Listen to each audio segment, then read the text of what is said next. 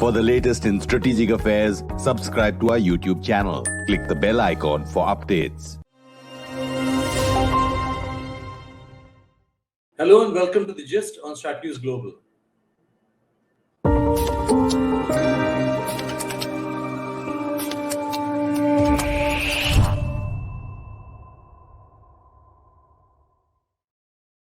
Hi, I'm Surya Gangadharan and welcome to another edition of The Gist.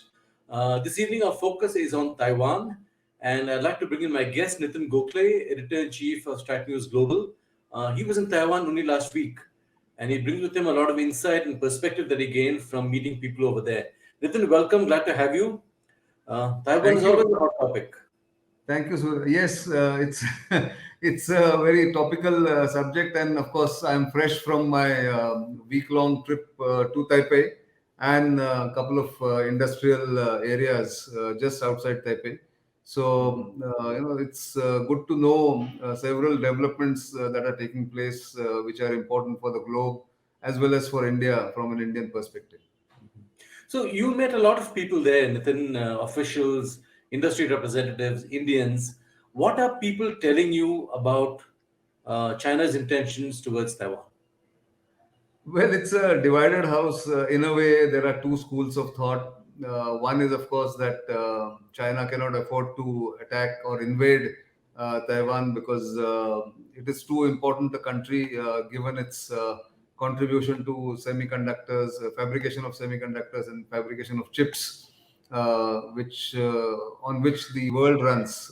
Remember, Taiwan manufactures nearly 92% of the world's semiconductor requirement, and therefore China cannot afford to do it because 60% of that 92% goes to China even today, and the Chinese industry in automobile, in electronics, in other sectors is all dependent on the semiconductor. So that's one school of thought.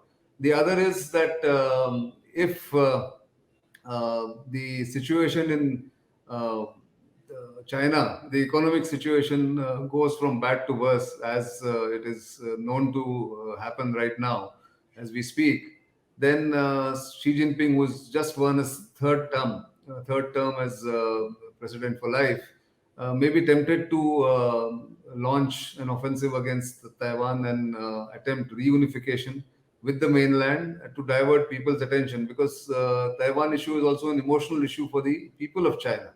So that danger remains. And the third school of thought is that if the Western countries and especially the United States keeps pushing Taiwan, then there could be a backlash from China.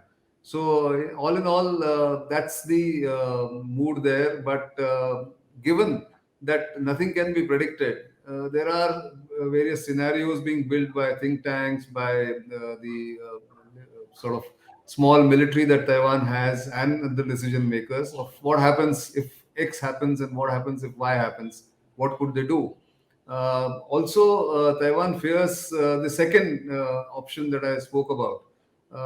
At a press conference held for us visiting journalists, Taiwan's foreign minister Joseph Wu was very clear that Taiwan may unwittingly become a victim of these circumstances, where China may be tempted to attack Taiwan if the situation there sort of deteriorates. So listen to that bite, and then of course we'll go forward. That's an important bite. What we are concerned about is more on the economic front.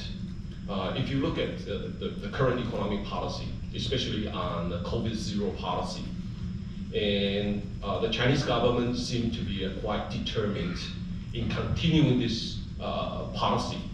But this policy is leading to the slowdown of the economy. And if Xi Jinping doesn't care about this, or he doesn't have the economic technocrats to take care of his economy, I think the further slowdown of the Chinese economy can be expected. And you might want to say that when Taiwan faces a very strong adversary from China, and if China's economy is slowing down, it might be a good thing for Taiwan. And the answer is no. What we are concerned about is when the Chinese economy is further slowing down, leading to deterioration of its economic growth and also social stability. As we saw, happen somewhere, people protesting against the COVID zero policy or protesting against some local financial institutions problems or protesting against real estate policy failure.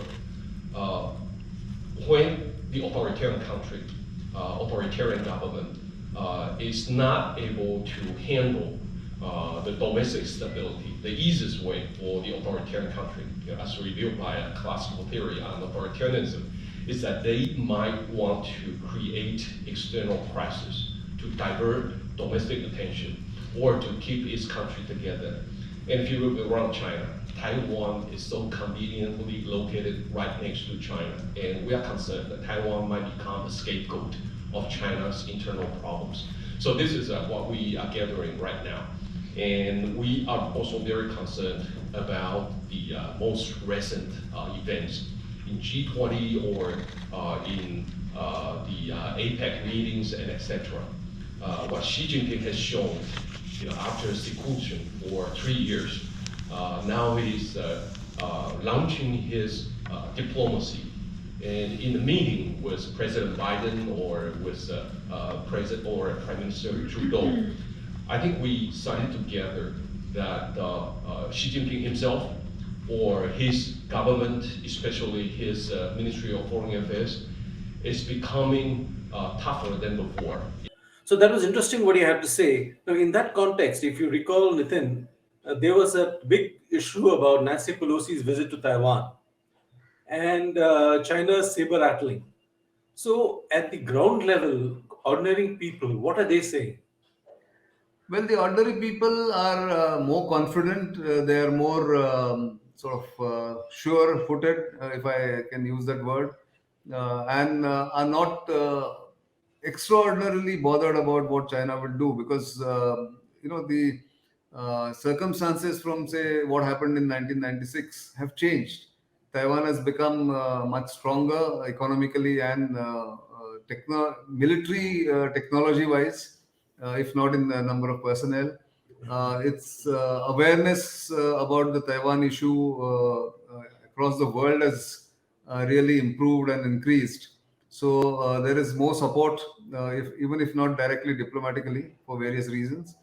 And somehow the intertwined nature of the economy of mainland China or the People's Republic of China and the Republic of China, Taiwan that is, has also increased. So there is much more confidence in Taiwan's ability to defend in case there is an invasion attempted by China. And the common people are also undertaking a lot of civil defense activities on their own. How to go into a shelter, how to resist, how to do first aid, medical attention to people. There are drills being given to civilians, training being imparted for weapons handling. It's all citizens' initiative mostly. Maybe some organized, but mostly citizens' initiative. So all that is happening. So that's the mood on the ground, and I think among the business community, also there is an understanding that Taiwan is now too important to be taken down just like that. Everybody will come to Taiwan's aid, is what the understanding is. Also, they are looking at the outcome of the Russia-Ukraine war, for instance, the asymmetric nature of the conflict, and how Ukraine has resisted Russia's mighty army, or once thought to be mighty army. All that is feeding into a more confident Taiwan, really. Do you see Taiwan's technological dominance or supremacy acting as a kind of leverage, as some insurance? Well, some people did raise that question, and without saying so, yes, many people think that that is an insurance, and therefore Taiwan is also very consciously, both the government as well as the businesses are diversifying their investments into various other countries, they were too dependent on business from China for a long time, for almost 20 years now. And this is going to change as months go by. And more and more people are thinking of different plans for different investments, different diversification of the supply chains, and different markets to be accessed, and not just be dependent on the mainland China for its income and for its well-being of businesses. So that is where I think a change is very apparent when you visit Taipei and other parts of Taiwan. But as I said, there is also this feeling that Taiwan should not become an unwitting victim of rivalry between the US and China. And for that, the calibration, the tightrope walk that Taiwan has to undertake is being seen as a major challenge amongst those who think at the higher level, in the think tanks, in the government, and some of the intellectuals. They have a lot of ifs and buts about what's going to happen going forward. No, you mentioned earlier about how the flow of semiconductors to China continues, despite all the talk of sanctions that the US has imposed. Um, how is this happening? I mean, is this obviously with US concurrence, or does the fact that it takes time for these sanctions to take effect? Well, I think the US is now cracking down. It has got this CHIPS Act having been passed in the US. It has also more or less persuaded Taiwan to establish a semiconductors factory, a fab in the US itself. And the Chinese, I mean, the dependence on the Chinese market, or the flow of fab into Taiwan, into China rather, from Taiwan, is being sort of sought to be moderated or calibrated by various means. But the fact is, it takes a long time to establish alternate arrangements or alternate facilities, because fabricating chips is a very delicate, very highly intensive technological feat, and it doesn't the facilities or the soft input into it, that is the software, in terms of human resources, the number of engineers needed, the number of technicians needed, doesn't come overnight in any country. Yeah. Because over the years, over the past 30 years or so, while the innovation and research on semiconductors happened in a big way in the United States and maybe a little bit in the European continent, the manufacturing ability and the capability was strangely abandoned by these continents, by these two continents, and therefore Taiwan took the advantage. Ingenious and innovative and very adaptable business community, engineers and imaginative engineers in Taiwan actually took advantage of this situation and have made Taiwan the powerhouse for semiconductors. So it's going to be difficult to shift completely out of Taiwan, or very soon out of Taiwan. Taiwan will continue to remain relevant in semiconductors for at least another 20 years, if not more. Does the fact that the semiconductor flow, I mean, does Taiwan also see that as insurance, keeping the dragon at bay for some more time? Well, yes, there is that thought. I asked one businessman, a very well-known entrepreneur, the owner of Micronics company. He said that when I asked him that why are you not coming to India? Is there a pitch from India for you to come into India and set up a factory or a facility for semiconductors? So he had a very blunt answer. Well, I already told them. You say, basically they have to learn from also. But they haven't Come back they, to you. they haven't give up idea to attract someone to invest, right? But I would say to begin the fab operation by India itself first. Right. So he was very clear about the time that it takes to either establish or shift the semiconductors facility. And therefore, Taiwan remains confident, the businesses remain confident that they still have a head start over any other country, over any other, I should say, any other geography. Although, as I said, the attempts to diversify Taiwan's investments, Taiwan's abilities is already underway. But from what you were telling me earlier, the flow of business to China from Taiwan continues, and many people are also increasing their investments. They have some of the companies that we met said that we haven't slowed down our investments in mainland China. There is also, let's not forget that there is a lot of cross states marriages that happen. There is family connections that are there. After all, the Taiwanese people came from mainland China way back in 1949. Of course, they've created a completely different system than what exists in mainland. It's now a fully democratic country. Democracy is now well embedded into the Taiwanese mind, in the Taiwanese psyche. So that, of course, is a big difference between the PRC and the Republic of China, that is Taiwan, and therefore the whole uh, sentiment amongst the business people is that China still continues to be a major market, and investments need not necessarily drop. But the awareness and the uncertainty that China's recent action brings in will also compel businesses and big businesses to take a relook at their investment strategy. So that is just 4 months ago that this happened, the August incident, and now we are in November, so 5 months, less than 4 months ago actually.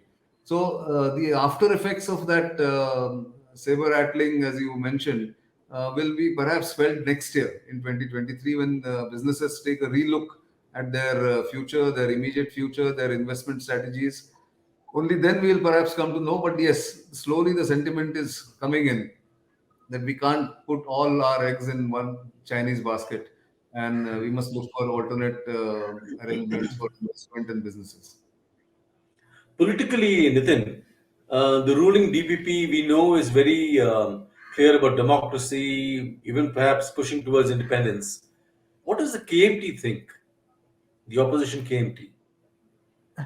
KMT is well known for its stand about where Taiwan should be.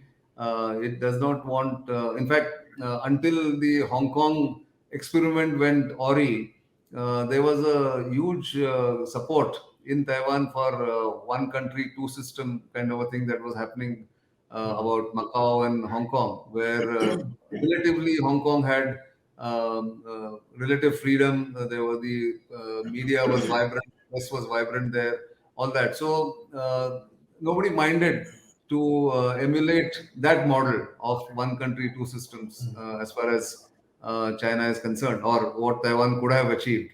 But the DPP is very clear that it is a separate entity, it's a separate nation, it cannot be part of the authoritarian Chinese rule or the Chinese system. And therefore, there is political context or contest of two ideologies. Soft, I would say, separatism, if I can coin that term, is KMT's USP, whereas the DPP is completely bent on remaining out of the Chinese orbit.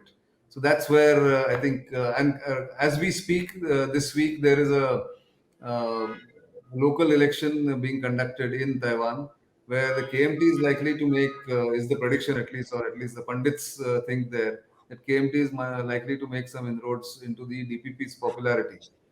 They also say, the political pundits, observers there, that while KMT gets the local vote right or the local support right, nationally the DPP remains strong because of its global outlook, the broader outlook that it has, and those who vote for it know exactly what they're getting into.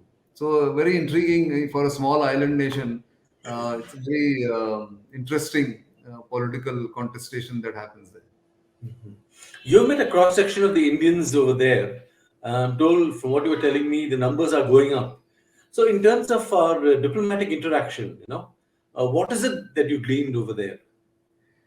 So, of course, as you know, and our viewers also know, India doesn't have cannot have a formal diplomatic relationship with Taiwan because of India's One China policy, which is followed by most countries the world over. In fact, the fact that Taiwan has formal diplomatic relations only with 14 countries across the world, and most of them micro votes in the UN, like Yeah. Tuvalu, Saint Lucia, and what have you.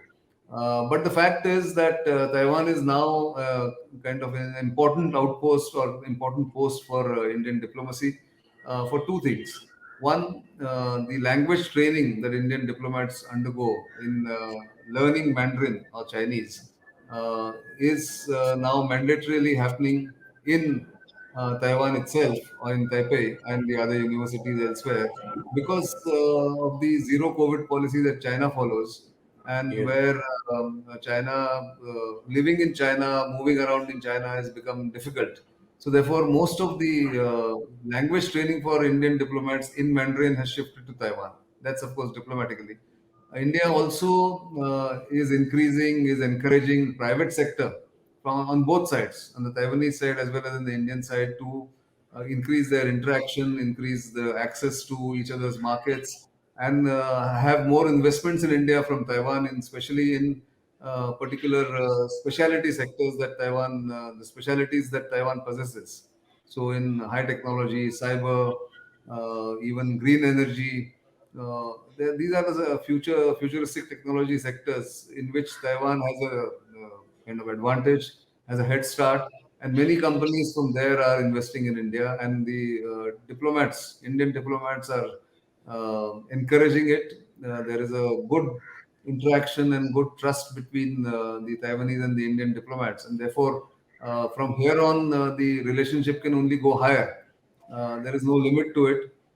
India is one of the countries which is part of what was unveiled as a new policy called New Southbound Policy by the Taiwanese in 2016, and it's doing quite well. And the member countries in that New Southbound Policy mostly are from the ASEAN region, Australia, and New Zealand, and the Indian subcontinent, and especially India, because India is seen as the bright spot in the otherwise gloomy economic outlook Yeah.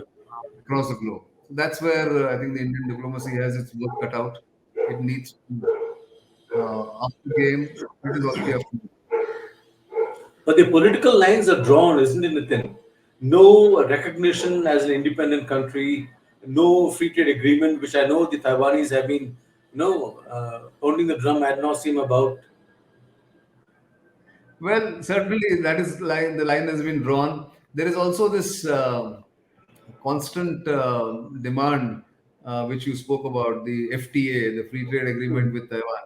I think formal free trade agreement with Taiwan is a little difficult to envisage immediately, at least not in the near future, because of peculiar political circumstances. And I think that's a red line both sides agree upon or at least understand. But nations will push for their own national interest, and I think Yeah. that's where Taiwan will continue to demand that, and India will continue to say, "Not now. We'll see for the future." I think that's where we are So, really. so last word, Nitin. We've been talking about Taiwan, India, Taiwan, and the US. What about China? How do you think China is looking at the way we are going about our relationship with Taiwan? I mean, whether you like it or not, we are slowly scaling up. Oh, we are, and China watches it very closely. It doesn't say much at the moment because there's nothing much that they can say. But clearly, I think the Chinese must be aware of what India and Taiwan are doing together and have the potential to do it together.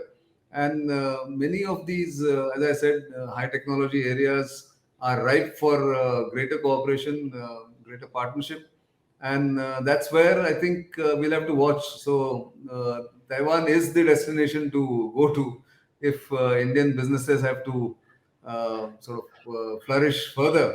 And even Taiwanese businesses are looking for this what they call the new destination for investment, for spreading their wings and diversifying their both the supply chains as well as their investments. So I think it's a win-win for both sides. As long as those political lines are not crossed. I don't Absolutely. know if that'll ever happen, but you can never tell. The way You can never politics tell, goes. but I think that's the very clear understanding on both sides about what are the political red lines, and I think they can live with it. Yeah, yeah. Nitin, thanks a lot. Good hearing this from Taiwan. I mean, this is really fresh stuff that we're getting, insight and perspective. Thanks very much. Pleasure, pleasure. Thank you. And for those of you who joined us on this conversation, do subscribe to our YouTube channel. Follow us on social media, Instagram and Twitter. Thank you and good night.